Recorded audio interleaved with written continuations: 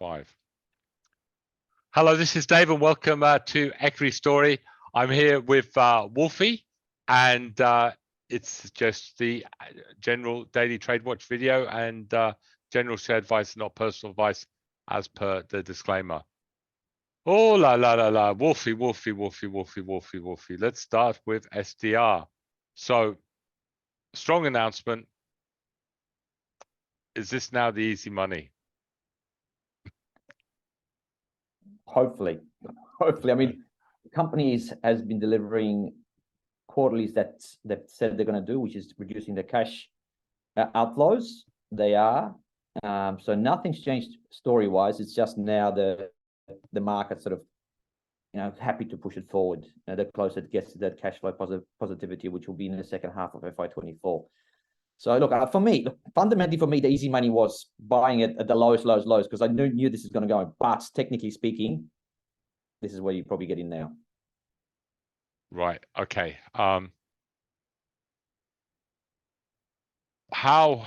When you look at the numbers, and you try and work out a value of the stock, what would that be? It's probably still hard to debate, but I think if I look at some of the brokers who obviously have got a fairly strong look through on the story, I think they're in that 4s and 5s, right? So for me, you have to take a longer term. Now you probably just have to take the longer term view with this. It's obviously recovered from below 3 to 430. That's already 30% on that. So maybe $5 you'd be targeting that in that sort of next 6 to 12 months, maybe somewhere there. And then, of course, depending on how the company shapes up, you maybe take it to 5 to 6 the next round. So Wolf, on a recovery path, and that's the thing. So what's the difference between, like, say, 6 months ago, when it was obviously had some great announcements, and what's changed? And what do you think will change the market to see it differently? Well, I think they're seeing it now. That is the cash flow. So in other words, they're still growing pretty much at exactly the same rate that we're growing 2 years ago when they first listed in late 2021, right? Yeah. Which is about 30%.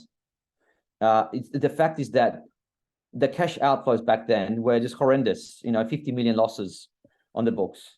So they are last 6-12 months, they've been, the market's demanded that they need to have a look at that. We can't have a sustainable business doing that. So they just need to narrow that down. The companies that's obviously gone ahead with that, reduce costs.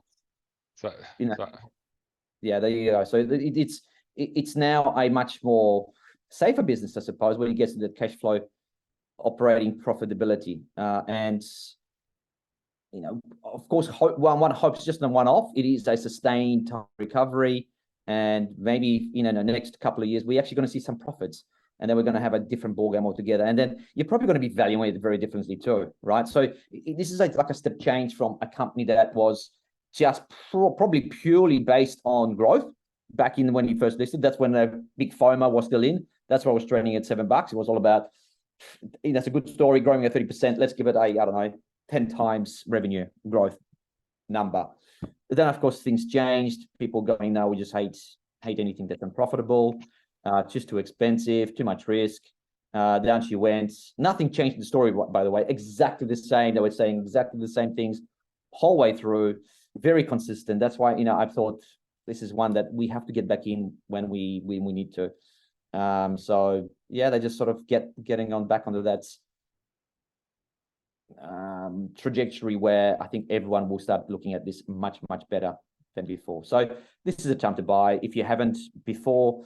And you probably, it's of course, look, like I said, the easy money for me fundamentally would have been a little bit earlier, but you've got still a decent amount of recovery to happen from that 430 if you're buying around 430 to take it towards that 5, then 6, and so on. But it's just going to be, you're not going to get 100% returns overnight, because it was at $7 only 12 months ago. So that's previous highs, right? So we can't expect that sort of incredible $7 in the next 6 months. I think it's going to be a gradual recovery. So from 430 to 5 to 6 with time. do you think just wait to see if it's on Einstein's? Yeah, see if there's anything. See how it ends today. Yeah, look, you can. I think the market's spoken already this morning, and I think it's probably going to stay around just over 4. I think, because like I said, that the market was just waiting for that announcement today to say, yes, we are doing what we said we're going to do 6 months ago, then 3 months ago. So every quarterly they've been reiterating, yes, we're on target, we're on target, we're on target. We're still going to get to that second half FY24 profitability. We're not that far away now. So the closer it gets to it, the more comfortable market becomes. As you can see now, they're pretty confident that it's going to happen. So you've got that for, $4, I think is probably now going to be the support, I'd say.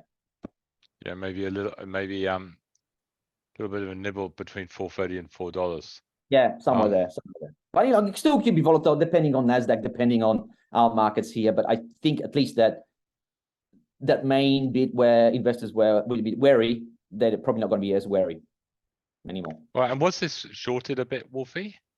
Yeah, it used to be. And I think that's the other positive view where all the shorter strips are probably just going to go away now. And a bit of short covering that's helping today, obviously. Correct. Correct. Right. So FCL, how was that announcement? Actually, I didn't find it that great at all. I have to say. I mean, good recovery, but the quarterly cash flows receipts were lower than previous quarter, higher on PCP, but lower than previous quarter. Still, cash outflows out here. I don't know. I mean, I'm still sort of like, they're saying the right things, but they're not sort of giving that super hope that they are going to get all that stuff. I mean, maybe it's just one of those businesses that from quarter to quarter, it just one looks ugly, one looks great, one looks ugly, one looks great. Maybe that's what it is with this business. But for the moment, maybe, I don't know. If you're holding, but just, I reckon use that red line. If you're in this, use that red line. If it gets below that, you get out because you might come back to the 195, 187. Pretty tight stop, yeah. Yeah, very, very tight stop. All right, CIA. Wolf, struggling, still can't get over trend, but what did you make of the announcement? Just bring up that actually quarterly, because I actually very easy to see why it's below trend lines and why it's going to struggle moving forward. And we can't blame the iron ore price, because the iron ore price has been actually quite good over the last 6 months, right? It had a little dip below 100, but generally speaking, it's pretty good. So keep going down. There's a table on there showing you the breakdown of the costs, of the revenues. Hang on. Is that the one? No, keep going down. There's another one that shows you the costs and everything else. Let's keep going. There we go. Stay right there. Okay, so you can see the financial data, and you've got the revenues, right? We're higher by 6%, but then everything falls apart, right? You've got, unfortunately, cost of sale going up 23%. Revenues are going up only 6%, but then cost of sale going up 23%, which is obviously it can be attributed to the inflation, of course. So the EBITDA will drop significantly, which it has by 31% to 65 million. And then you've got the statistics, right? You've got the selling price going down. Yep. Then you've got C1 cash cost margin going up 10%. And then you've got a cash operating margin dropping from 45% to 21%. So I think that's probably a true reflection where things are at the moment. And we need that iron ore price to stay where it is right now. Otherwise, if it goes back to 100 and below, with China sort of struggling at the moment, then this is probably going to be possibly just break even. Wolf, there's something that's interesting me. I'm just seeing here the net average realized selling price of 115. Historically, the higher grade quality iron ore has traded at a premium, correct? It doesn't look at these prices that it has been trading at much of a premium. I think it maybe has, because we're taking the average price, right? Remember, we're taking it over the full whatever 3 months.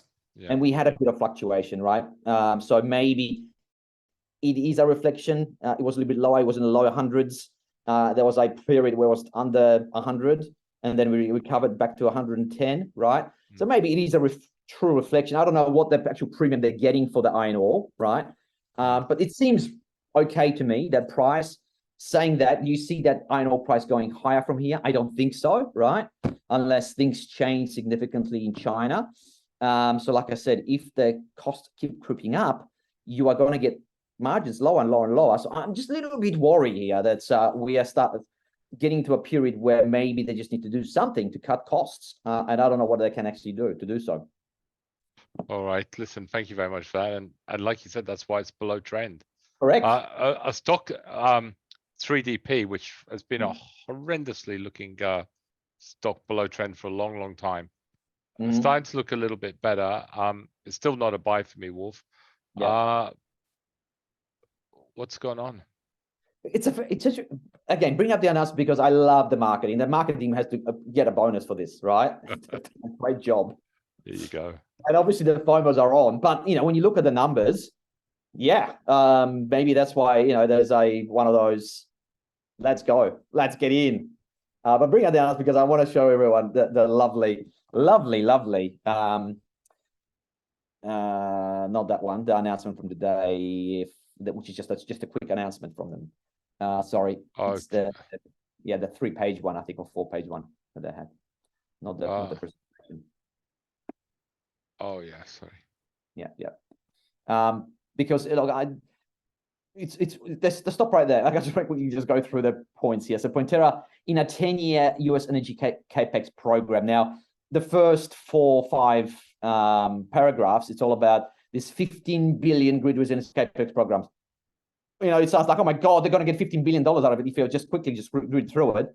No, they're not. But they mentioned the 15 billion twice in the first 4 lines, which is great marketing, I have to say. So then they obviously break it down. So then you have to start reading exactly what it actually means for little 3DP, right? So they are part of this consortium. They're going to be working on this 15 billion 10-year project for this company. Now, just go. There you go. Stop right there. So this is where just go one a little bit lower because it's got that numbers. You can sort of start extrapolate what's going to happen. Okay, so over the term of the program, Pointera will pay price per pulp inspected, right? So this is where we get interested in. This is maybe one of the other points where investors got excited. So I've just worked this out very quickly and I've been using at the top end case scenario. So they're saying up to 4 million poles could be inspected in this particular program, and they're getting between $20 and $40 per pole. So I use the $40 and I'm going to use the 4 million, which is equals to 160 million in revenues, Dave, if that's true, right? But of course, I'm taking the absolute top side. I'd say it's going to be a fraction of that. What's going to happen here? However, it's still US dollars, so they're still probably going to have a significant, like they said, significant revenue out of it. But I think, starting from 15 billion and starting from that 4 million poles and 20 to $40, I don't know. I mean, I wish they give us a bit more clarity exactly what it could actually mean. Than maybe just painting this incredibly rosy picture and all the FOMOs jumping in. All right, so I think just hold I back wouldn't there. be getting on this, that's for sure yet. I would certainly be getting. I'd probably need more information. Yeah, look at it. It's down. It's just down. It's up 100. It's down 20. This could go anywhere. All right, Wolf. Listen, thank you very much for that. There's some. We got live at 12 o'clock, 1 o'clock. There's a lot of good trades that are going to come up. There's a few that I just had a look at, which I think are starting to look interesting. Let's see where they end the day. REH, I thought looks great. Woodside is looking very, very strong, and actually so was I think STO as well, Wolfie, looking pretty good. Again, they were on Einstein's last week. Yeah, I think that's to do with the oil price, which is crept up over $80. So again, a big psychological number that's been breached. These things are looking pretty good at the moment. And funnily enough, Dave, I mean, everyone was last night, booing the strong GDP numbers. Can you imagine, Dave, in a normal environment, some people booing the GDP numbers that were so strong? Yeah. No, we don't want the growth. No, it's terrible. The GDP is just not good. It's just too good. Well, it does seem crazy. I think the the world's just worried about inflation still, right? Yeah, they are. They obviously just petrified of it. But holy moly, I mean, this is just the weirdest market of all time, isn't it? When you're not cheering GDP growth, and you're cheering for we want to see a recession.